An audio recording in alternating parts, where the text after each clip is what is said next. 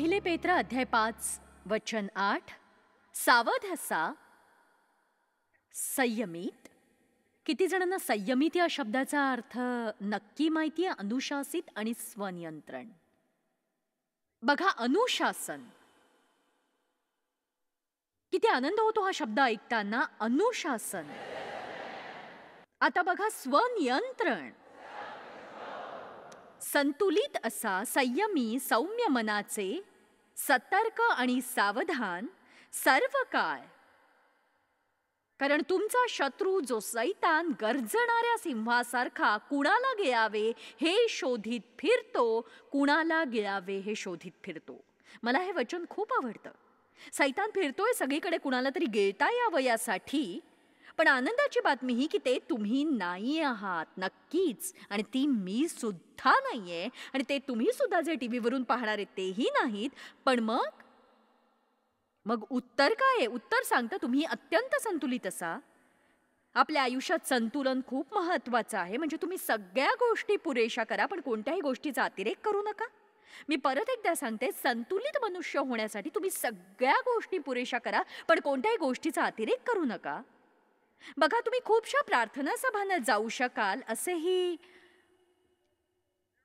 काही लोक आहेत जे नुकतेच आत्मिक झाले आहेत, ते जगी कोणत्याही कामाचे नाहीत. असेही काही लोक आहेत जे प्रार्थना सभा आणि शास्त्राभ्यास यामध्येच गर्क आहेत. ते कुटुंबाकडे दुर्लक्ष करतात, विवाहाकडे करतात. हे संतुलन नाहीये. चला, मी पुन्हा एकदा सांगते तुम्हाला, संतुलितपणा म्हणजे सगळ्या गोष्टी पुरेशा करणं, पण तुम्ही कशाचाही अतिरेक न करणं. तुम्हाला ठाऊक आहे का की आपल्यातले दैहिक विभाग हे अतिरेकी असतात. आपण त्यांच्यावर हावी होतो या मार्गाने आणि मग त्यांना जखडून टाकतो. आणि अशा रीतीनेच आपण विजयी होतो. एकतर आपण सगळंच करू पाहतो किंवा आपल्याला काहीच करायचं नसतं. असं नका करू. तुमच्यापैकी काही, अगदी तुमचं व्यक्तिमत्वही, ते तुम्हाला त्याकडे झुकविल थोड्याफार अधिक प्रमाणात. बघा, मी सुद्धा अशी व्यक्ती आहे की जे करते ते समर्पित रीतीने करते. पण मी देवाचे आभार मानते की त्याने मला हा संदेश दिला खूप खूप खूप खूप खूप वर्षांपूर्वी, की कसं प्रत्येक बाबतीत संतुलित असावं. तुमच्या आयुष्यात पुरेशी विश्रांती नसेल तर काय होतं सांगू का तुम्हाला? अकल्पित समस्या निर्माण होतात आयुष्यात. हे काहीतरी अगदी सोपं आहे. आपण अशा समस्या निर्माण करतो आणि सैतानाला दोष देत राहतो आणि विशेष समुपदेशनासाठी जातो आणि सगळ्या प्रकारच्या औषधांसाठी पैसे खर्च करतो. गरज असते ती रात्री व्यवस्थित झोपायची. तुमच्या कपाटात काही मोठा राक्षस लपून बसलेला नसतो. तुम्ही झोपायला जाणं गरजेचं आहे. आणि काही लोक असे असतात जे खूपच झोपतात. तुम्ही पलंगावरून खाली उतरा बरं. हालेलुया.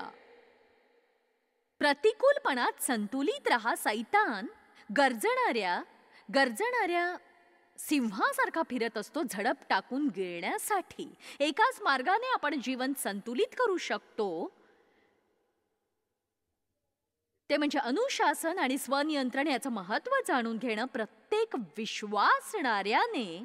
आणि मला खरंच तुमच्याकडून नाही ऐकायचं नाहीये की मी काही अनुशासित नाहीये, माझ्यावर नियंत्रण नाहीये. तुमच्याकडे ते निश्चित आहे, कारण ख्रिस्त तुमच्या ठाई आहे आणि तुमच्या ठाई आत्म्याची फळं आहेत आणि त्यापैकी एक फळ आहे स्वनियंत्रण.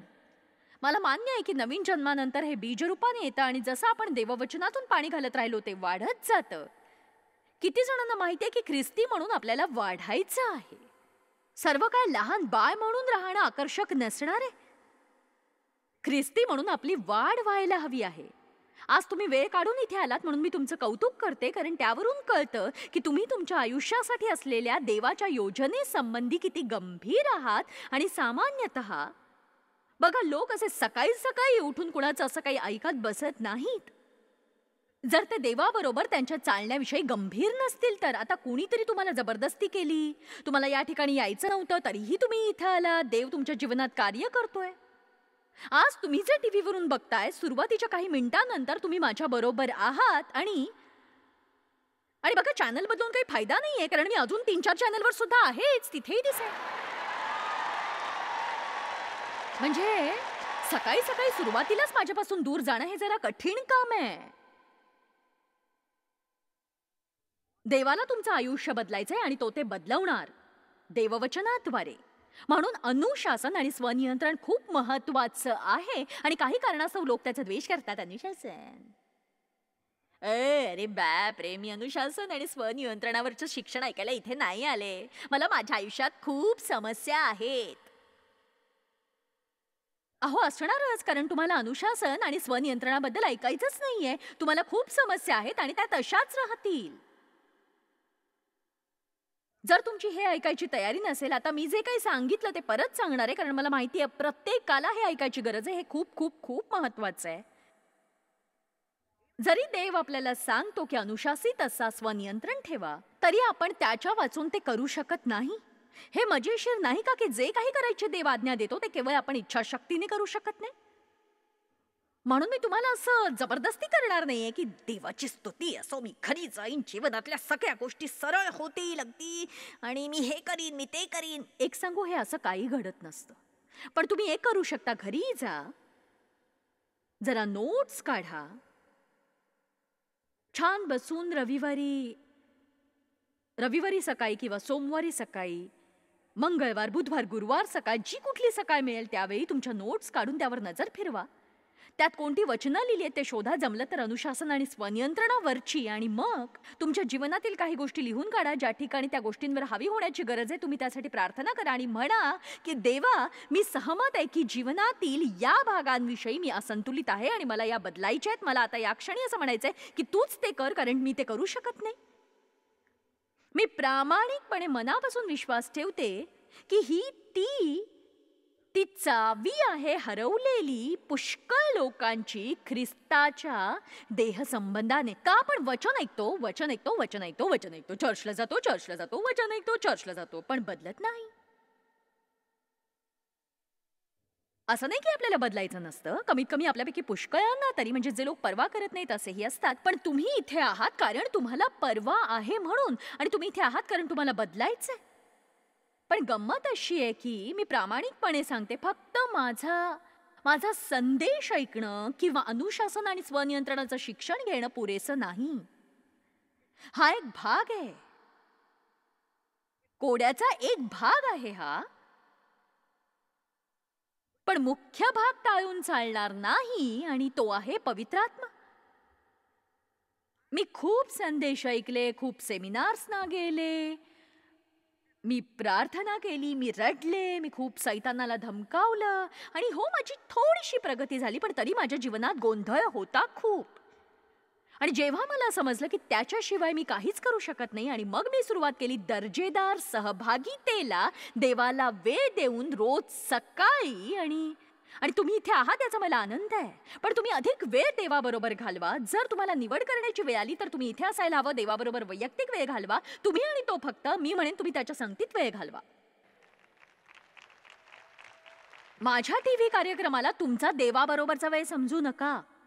मला माझे दर्शक तोडायचे नाहीयेत, पण तरीही सांगते की तुम्हाला शिक्षणाची गरज आहे, पण देवाकडे तुम्ही जायला हवं. तुमचे शिक्षक, तुमचे पास्टर म्हणजे देव नाही. दुसरेपणाच्या विश्वासातून बाहेर या, तुमचा स्वतःचा विश्वास मिळवा, देवाशी वैयक्तिक नातं जोडा. पण आमचे पायक म्हणतात, आमची मम्मा म्हणते, जॉयस म्हणते. मला आनंद आहे तुम्हाला ठाऊक आहे मी काय म्हणते, पण ते तुमच्या जीवनात कार्य करते का? म्हणून मला वाटतं कोड्याचे सगळे भाग आपल्याला सापडलेत. आपण चर्चला जातो हा एक भाग, आपण संदेश ऐकतो हा एक भाग, आपण जॉयसच्या अधिवेशनाला गेलो हा आणखी एक भाग, आपण चांगले टीव्हीवरचे ख्रिस्ती कार्यक्रम बघतो हा एक भाग, आपण बायबल वाचतो हा एक भाग. पण आता देवाकडे जाऊन सांगायचे की माझ्याकडे हे सगळे भाग आहेत, पण आता पुढचं तूच घडवू शकतोस. बघा, देवाची वाट बघायला शिकायचंय. त्याच्या सानिध्यात येऊन थांबून राहणं, जरी तुम्ही 30 सेकंदापासून सुरुवात केली तरी चालेल. तुमचं तोंड बंद ठेवा आणि मनातल्या मनात म्हणा, मी इथे दिवाळखोर म्हणून आलेलो आहे. माझ्याकडे तुझ्याशिवाय काहीच नाहीये, पण तू सगळ्यांपेक्षा पुरेसा आहेस. माझ्या जीवनातल्या या सगळ्या गोष्टी एकत्र कर, मला बळकट सशक्त कर देवा. जर तुमचं कुणाशी लग्न झालंय तर तुमच्यासाठी हे एक स्वप्न असेल, पण देवाला हवंय तुम्ही वाट पाहणं, कारण तुम्ही विश्वास ठेवताय. एक सांगू का, देवाला कुणीही कुणापासून दूर जायला नकोय. बघा, कुणाबरोबर तरी टिकून राहणं कठीण असू शकेल, पण देव तुमच्या बरोबर आहे. त्याला आवडतं तुम्ही कुणाशी तरी जडून असलेलं. आभारी आहे.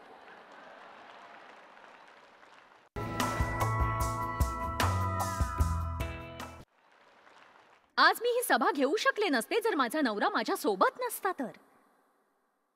तुम्ही सगळ्यापासून पळू शकत नाही, ते कठीण असतं. तो जीवनातील अनुशासनाचा भाग आहे. कधी कधी तुम्हाला कुठेतरी राहावं लागतं. जे तुम्हाला नको असतं ते तुमच्यासाठी सुसह्यही नसतं. आणि दुसऱ्या बाजूला तुम्हाला काही लोकांपासून दूर व्हायचं असतं, कारण कधी कधी तुमचे मित्र किंवा अगदी परिवारातले लोकही तुमच्या आत्म्याचा नाश करत असतात.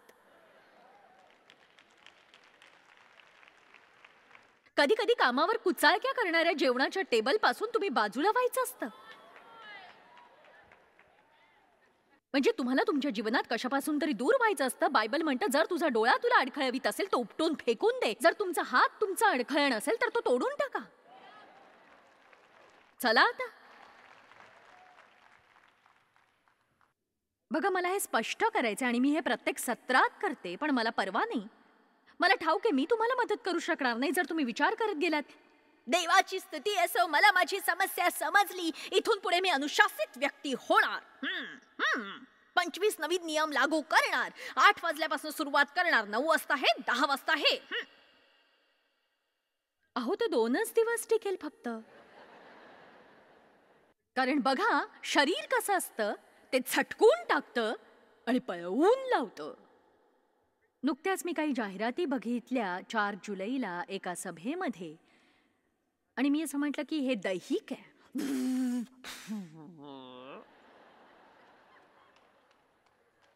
चला या.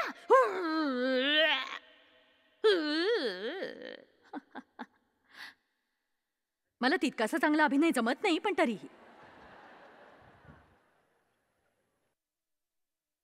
याकोब 4:17, चांगले करणे कळत असून जो ते करीत नाही त्याचे ते पाप आहे.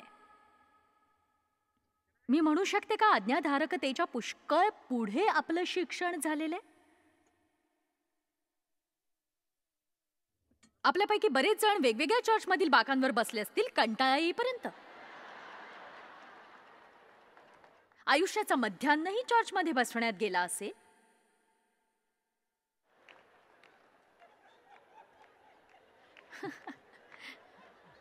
आणि तरीही तुम्ही अक्षमाशीलता घेऊन चर्चमध्ये बसता.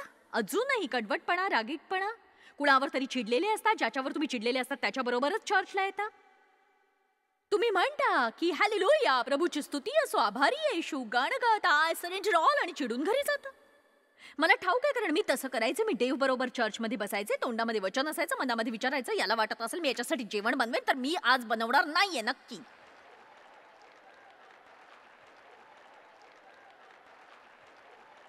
आमेन म्हटल्यामुळे तुम्हाला मिळालं असं होत नाही. खूप वेळा जो जास्त बोलतो त्याला खूप कमी ठाऊक असतं.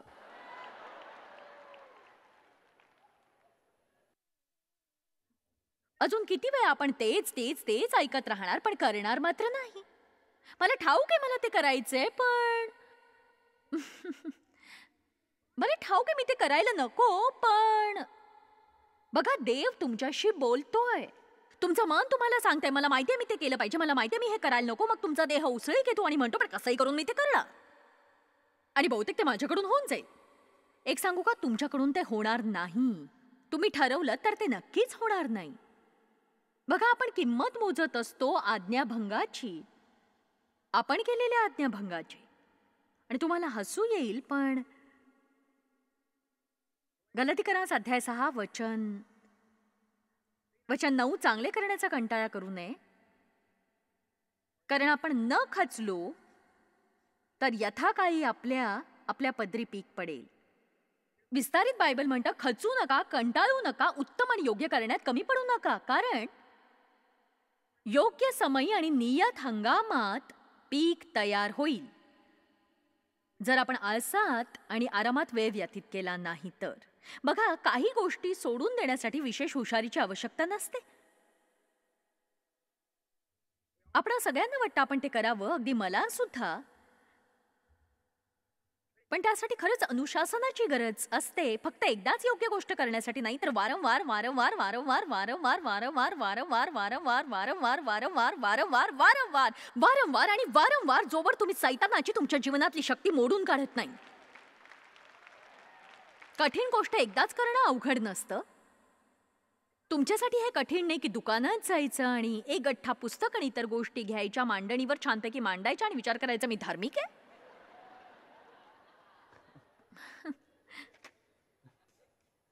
पण आता ते ऐका किंवा बघा तरी, तुम्ही आता तुमचा वेळ अनुशासनात घालवणार आहात. तुम्ही दिवसाचा काही भाग किंवा आठवड्याचा काही भाग राखून ठेवणार आहात अभ्यासासाठी. अभ्यास स्वतःला हे दाखवून देण्यासाठी की कामगाराला कामाची कधीही लाज असू नये. देवाबरोबर वेळ न घालवण्याचं लोकांचं एकच कारण आहे, कारण ते तसं करण्यासाठी स्वतःला अनुशासित करत नाही. दुसरं काही कारण नाही. आज मी तुम्हाला प्रोत्साहित करू इच्छिते. कशासाठी? कारण देणं बंद करा. जर तुम्ही प्रयत्न करणार नाही तर म्हणू नका मी करू शकत नाही, असं म्हणा की मला करायचं नाहीये.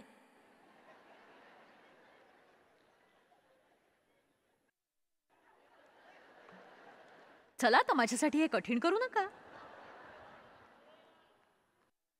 ओ, तुम्ही व्यायामाविषयी आणि खाण्याविषयी बोलत होतात हो ना, मला ते ऐकायचंच नाहीये. पण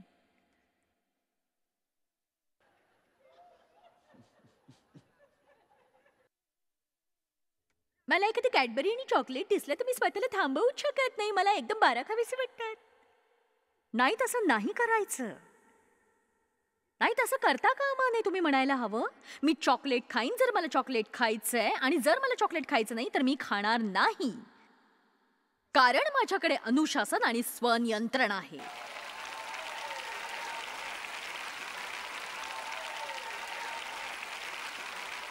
योग्य ते करत राहा, योग्य ते करत राहा, योग्य ते करत राहा. काल मला संधी मिळाली डॉक्टर पॉल ऑस्टीन यांची मुलाखत घेण्याची आमच्या कार्यक्रमामध्ये, जो मी संचलित केला होता. आणि निश्चितच जोएल ऑस्टीनचे ते थोरले भाऊ आहेत आणि माझी खात्री आहे तुमच्यापैकी पुष्कळांना ते माहीत असतील.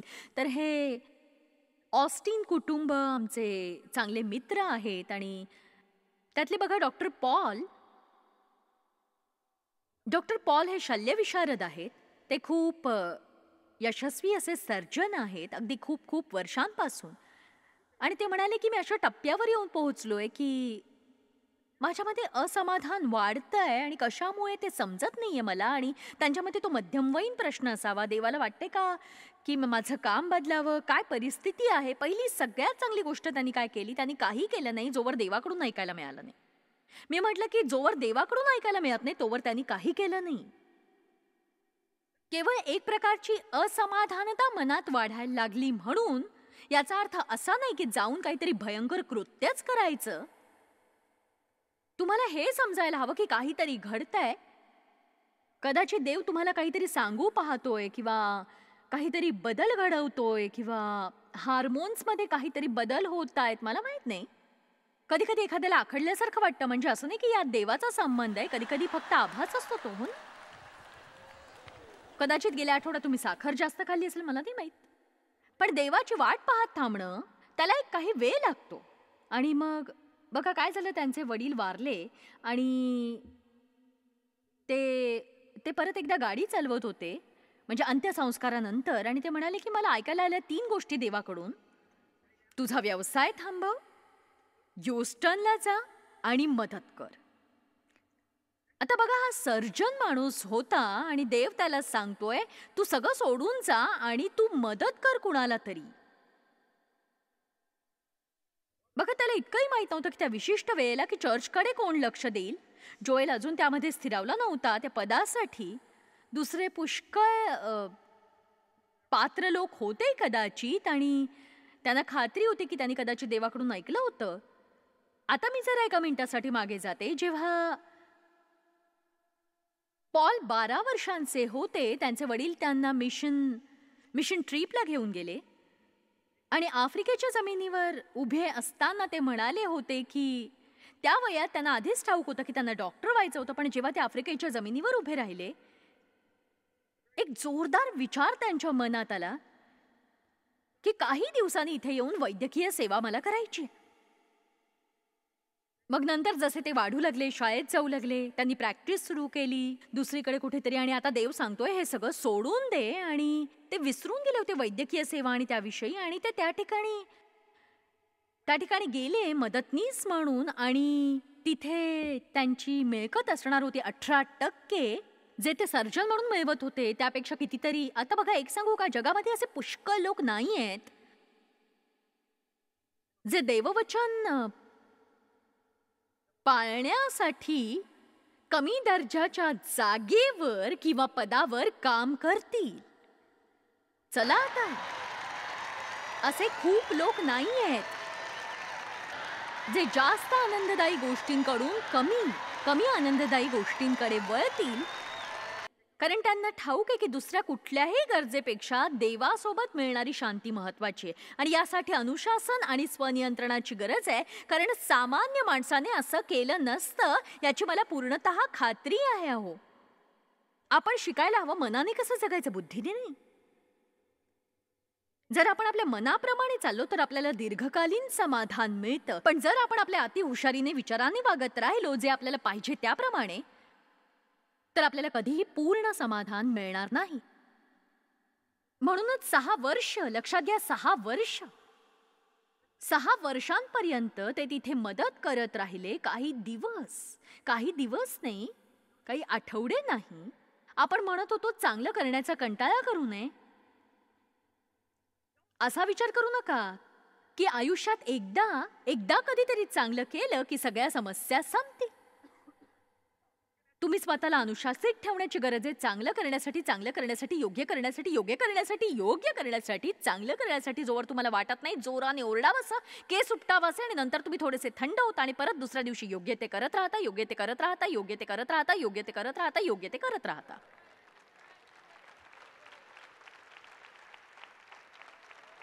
हरकत नाही तुम्ही थोडेसे शांत झालात तरी देव समजू शकतो ते.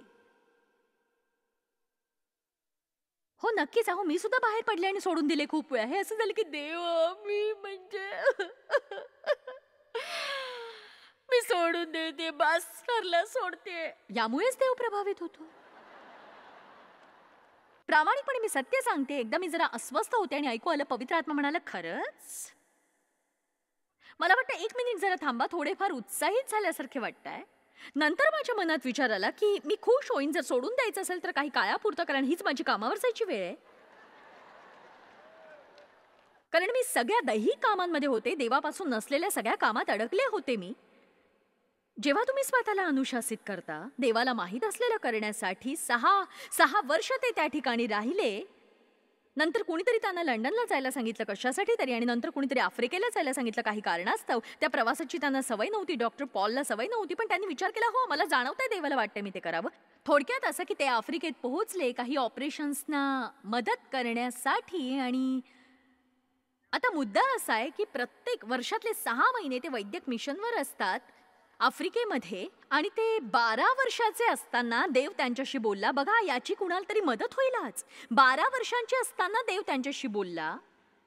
त्यांचं शिक्षण पूर्ण झालं, ते सर्जन झाले, यशस्वी सर्जन बनले. त्यांनी काही वर्ष प्रॅक्टिस केली.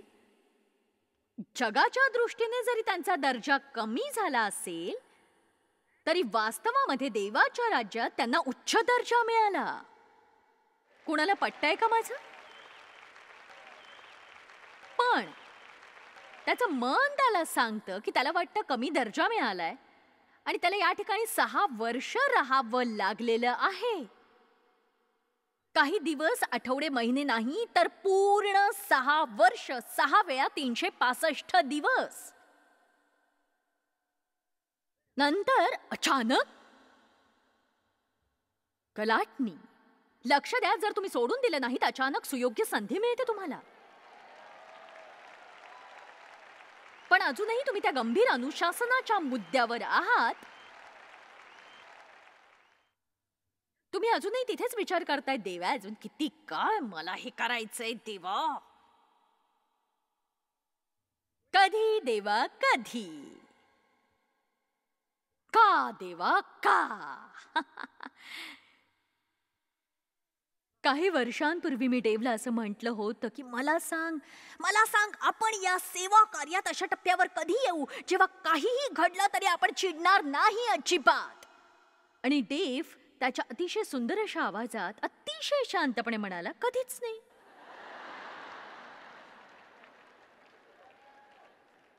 आणि एक सांगू का, याला 22 वर्ष झाली आणि त्याचं बरोबर होतं, ते अजूनही थांबलेलं नाही. पण तुमचा दृष्टिकोन असा असायला हवा, जेव्हा हे सगळं संपेल मी इथे येऊन आनंदाने ओरडेन, कारण मी सोडून देणार नाही, मी हार मानणार नाही. आणि मी योग्य ते करत राहणार, करत राहणार, करत राहणार, करत राहणार, करत राहणार, करत राहणार, करत राहणार. आपल्या सगळ्यांनीच आपल्या जीवनात संतुलन वाढवायला हवं आहे. संतुलन खूपच महत्वाचं आहे. म्हणजे प्रत्येक गोष्ट पुरेशी करणं, पण कोणत्याही गोष्टीचा अतिरेक न करणं.